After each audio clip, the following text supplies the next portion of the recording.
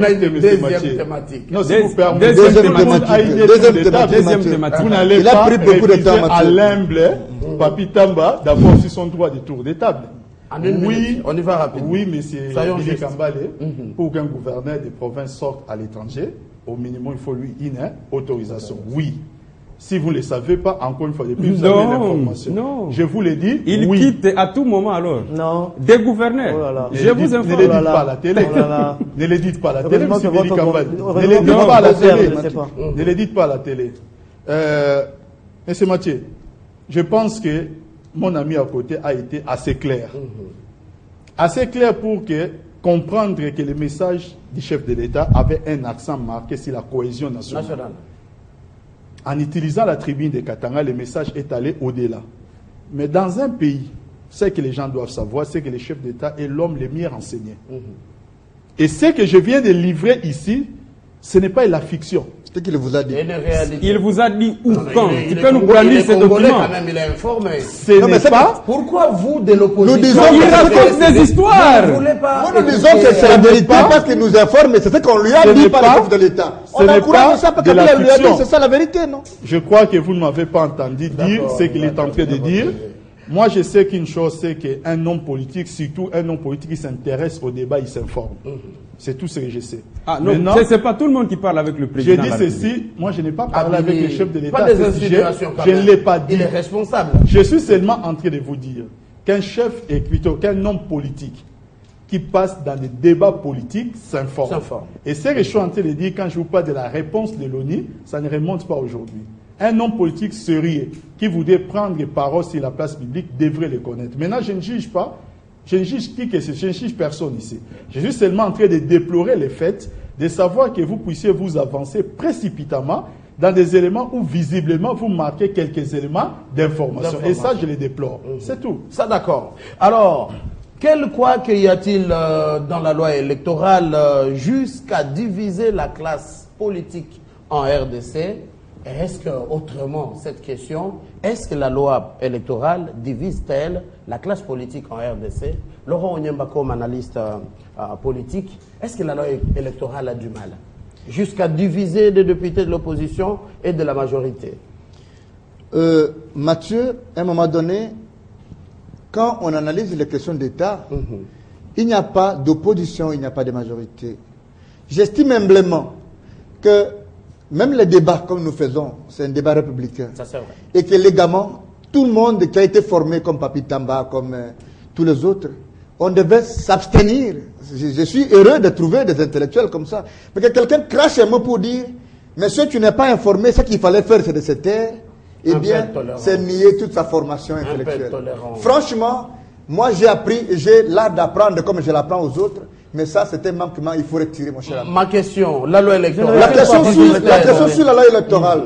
Si c'était Papi qui avait dit ça, j'ai craqué la porte, je pars. Parce que je ne retire pas. Allez au fond, la loi électorale, ce n'est que normal que la loi électorale divise l'opposition. Je vais vous donner quelques faits. Sur ce plateau, nous avons un ressortissant de la diaspora. Il a été évoqué. Et le moratoire a la durée bien déterminée dans la loi. Nous sommes en face de questions qui concernent essentiellement la nationalité. Aujourd'hui, la conditionnalité d'être Congolais revient à la loi électorale, alors qu'on n'a pas cherché à résoudre les croquis de la nationalité. Alors, on va faire voter la diaspora sans résoudre la question. Je donne un exemple, la question de la nationalité. Tu sais que dans ces pays, il y en a qui ont 6 nationalités. Il risque de voter tout en ayant 2-3 nationalités. Dieu se le sait. Alors, on a dressé désormais la classe des riches qui vont éternellement rester au Parlement contre cette classe de pauvres, de garçons qui n'ont pas du travail parce que pour travailler au Congo, il faut mettre l'état d'un parti politique, il faut l'expérience de 15 ans, même quand vous avez 30 ans, ça signifie qu'à 15 ans, vous devez déjà commencer à travailler pour avoir l'expérience de 15 ans. Et la caution qu'on donne, c'est de 500 000 papiers. 500 000 francs congolais. Vous pensez qu'un citoyen qui vient de Katakokombe chez moi, il va trouver 500 000 francs pour vous donner une caution non remboursable. Mais sinon, sans caution, non, je donne quand même. On risque d'avoir un million de candidatures. Parce qu'il faut proposer des solutions. Mais pourquoi, par exemple, on ne dirait pas, ne peut être des candidats députés que tout citoyen qui a un diplôme supplémentaire à la licence? Pourquoi dans notre pays, on a toujours minimisé l'aspect intellectuel au profit de l'argent? C'est comme si c'est l'argent qui nous intéresse. Deuxième chose, quand on commence avec les calendriers au niveau des municipales. Mais si on regarde la mission qu'on confie à l'ONIP, qui va au-delà de 3 ans, alors que les élections que nous avons une date butoir par rapport à l'alternance. Je suis toujours d'accord avec vous tout le temps que nous discutons, Papi. Mais aujourd'hui, je n'ai pas été d'accord avec vous sur les contours sémantiques que vous avez donnés au concept alternance. Toutes les démocraties du monde, tous les éléments qui ont sur l'alternance, tous les éléments qui concernent la démocratie, ont toujours une valeur universelle. Et la valeur suprême, Obama l'a rappelé il n'y a pas 48 heures, c'est l'alternance. Si donc il n'y a pas alternance, il n'y a pas création essentielle de la classe moyenne, parce que l'alternance est née dans le contexte africain, Papi. Le jour où tu prends au pouvoir, on avait Mme Ernestine Nyoka, qui est aujourd'hui ministre. Rassurez-vous que elle et sa famille, ils sont aux affaires. Et le lendemain, ce sera le tour de Kambalé, ou de mon ami, ou de votre tour. C'est aussi une autre façon de créer justement la classe moyenne. Sinon, il n'y a pas d'alternance pour créer l'équilibre et promouvoir la méritocratie, il n'y a pas de démocratie. La loi électorale aujourd'hui, son vrai problème, c'est autour du calendrier. Et moi, j'estime que si la révision constitutionnelle a connu ce qu'elle a connu en termes de blocage, il ne faudrait pas qu'on ouvre notre boîte à Pandore en voulant renvoyer un calendrier qui va au-delà de la date prévue. Et bien, je vous assure que nous allons heurter l'obstacle et l'histoire ne nous le pardonnera jamais. Laurent Onyemba. Alors, Yannick Tissola, en tout cas, on vous prête, je ne vais pas dire des intentions, mais c'est comme si avoir la loi électorale ne camouflerait pas, mais rallongerait la durée du mandat présidentiel, peut-être jusqu'à l'an 2020. Merci beaucoup, M. Mathieu. Je suis surpris que mon co-débatteur dise que l'on crée la classe moyenne par la politique. C'est très frustrant, c'est même terrible comme déclaration. Mais c'est aussi possible. Non, la classe, on ne fait jamais carrière en politique. C'est ça le grand problème. Mais est-ce qu'il ne veut pas dire que les noms des sénateurs sont les mêmes qu'on a entendus pendant qu'on avait 5 ans? S'il vous plaît, on ne fait pas carrière en politique et on ne peut pas créer une classe moyenne parce qu'on a fait une classe moyenne par rapport à la politique. Non, ça c'est terrible comme déclaration. Je voudrais dire que, en fait, tous les faux fuyants que nos amis de l'opposition sont en train de créer, c'est juste parce qu'ils ne se sont pas préparés pour les élections municipales. Ils sont tellement cramponnés aux élections présidentielles. Ils sont tellement cramponnés aux élections présidentielles parce qu'ils ont un candidat chacun dans sa poche, qu'ils ne sont pas préparés aujourd'hui pour aller aux élections municipales et autres. Mais écoutez, s'il vous plaît, pour faire la politique, la politique n'est pas quand même donnée à tout le monde. On ne quitte pas le champ directement, on va à l'Assemblée. Parce qu'il faudrait légiférer. Il faudrait donner des amendements. Nous avons besoin Est-ce que Laurent ne veut pas vous dire, surtout vous de la majorité, que c'est devenu un moyen facile pour gagner en RDC? Il faut entrer dans la politique. C'est pour ça qu'il conseille cette alternance, pour que les riches d'aujourd'hui se reposent et qu'on ait une nouvelle classe de riches. Heureusement que vous le dites. Ah bon, c'est maintenant que j'apprends que quand on fait de la politique... c'est ma façon de comprendre. C'est maintenant que j'apprends qu'on fait de la politique pour être riche. Non, je suis encore là, on ne fait pas de la politique. Je vais enseigner dans ce show on ne fait pas de la politique pour être riche. On ne fait pas de la politique pour être riche.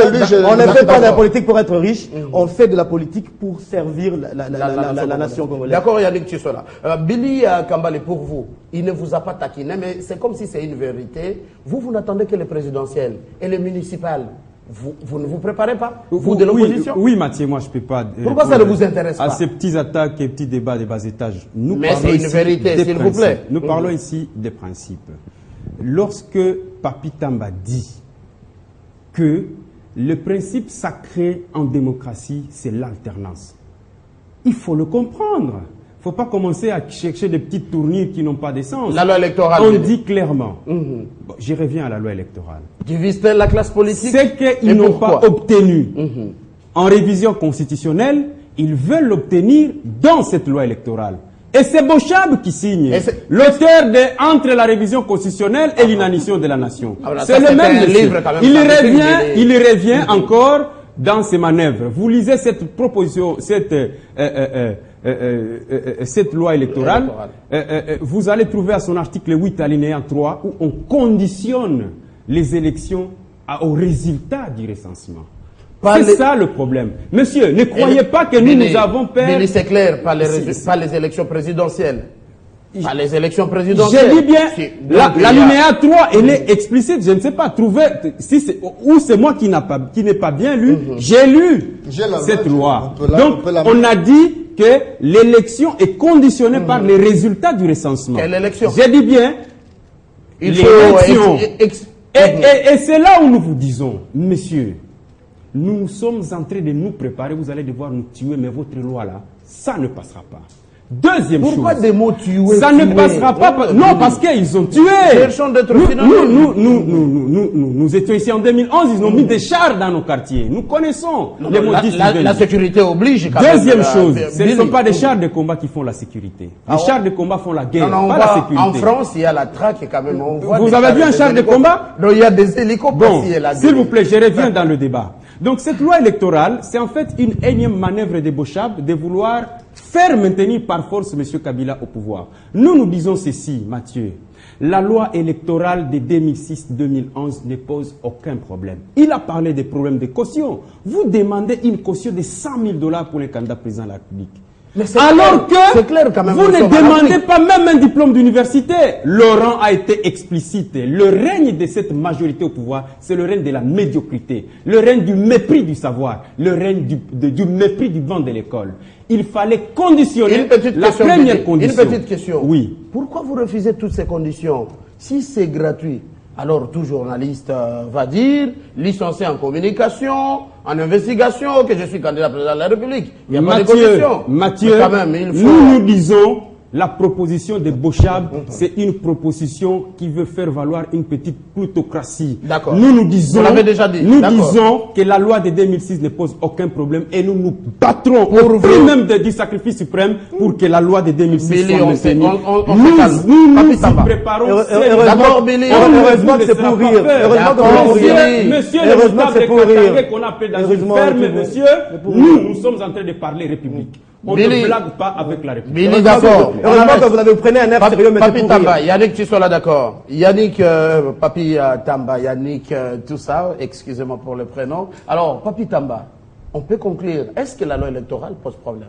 Très rapidement, M. Mathieu, je voulais juste dire à mon ami que lorsque je dis que l'alternance n'est qu'un 20 mots, les plus intéressants, c'est au niveau du contenu. Mes propos sont assez clairs.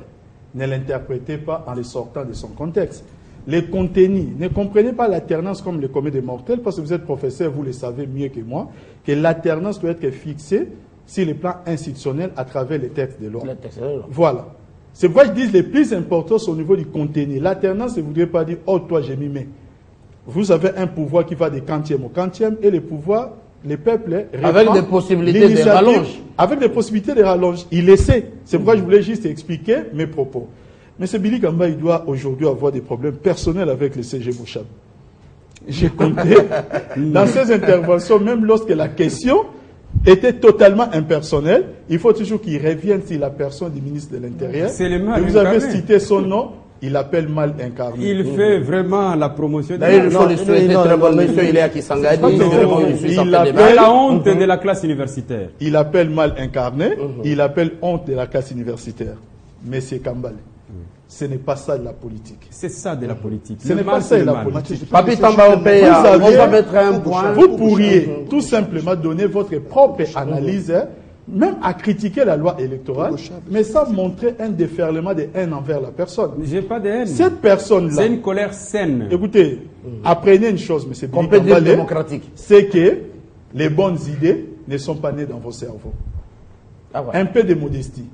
Vous penseriez dans vos vies, dans votre vie, parce que c'est un peu ce qui caractérise votre parti, c'est que ce qui est politiquement correct, c'est ce que vous pensez dans vos cerveaux ou dans vos plateformes politiques. Et c'est pourquoi vous donnez la permission des mots pour des gens qui réfléchissent autrement que vous. Je refuse de faire la politique de cette manière. On va mettre un et moi, point. Je n'irai pas jusqu'à vous qualifier parce que vous êtes contre ce que nous proposons. On met un point. À ce stade, sur le livre je n'ai encore rien dit, mais bon, écoutez, voilà. c'est Mathieu. Vraiment, Laurent Onyemba, toutes mes excuses. Sur le livre, on n'est pas venu pour débattre. Ce n'est pas l'ordre du jour. Le livre de ce n'est pas. Laurent, on n'est pas venu pour ça. Ce n'est pas. Laurent, s'il vous plaît, je m'excuse de vous arracher la parole. À vous toutes, à vous tous qui êtes en train de suivre, ça fait débat. Merci, hein, vraiment merci de nous soutenir. Billy Kambale, Laurent Onyemba, Papi Tamba, Yannick Chisola, merci d'avoir répondu à notre invitation. C'est la fin de Ça fait débat. Très bonne continuation de vos programmes sur votre chaîne.